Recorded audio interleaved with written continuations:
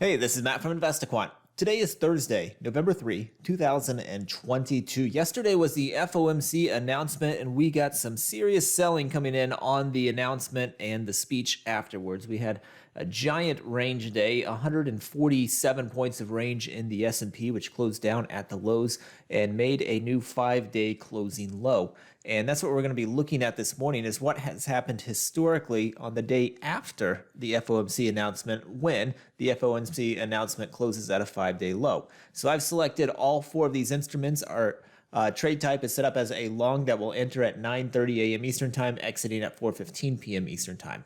For this study, we're going to use two pieces of information. We're going to use a price pattern from the news lows section, which is going to be here in the active today, day after 5-day low close. It's that top option here from new lows. So I've got that selected. The next thing I want to do is go to the market events library, and we're going to use the day after the FOMC announcement. That's on the active today as well, the bottom option. I've selected it. These are the only two I'm going to use for this study. Now I can click view results. And here we go. These are the results based upon entering the market long at 9:30 a.m. Eastern Time, exiting at 4:15 p.m. Eastern Time, when it is the day after the FOMC announcement. And on the FOMC announcement, the market's closed at a 5-day closing low. Historically, we have 31 samples in the S&P, 29 in the NASDAQ, 36 in the Dow, 35 in the Russell.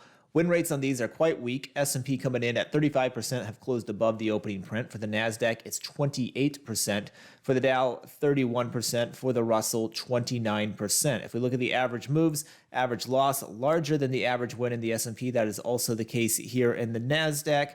For the Dow, it's the average win that is larger. And then for the Russell, the average loss is larger than the average win. So 3 out of the 4 have larger average losses. All 4 of them have weak win rates. Historically, this pattern has been pretty bearish.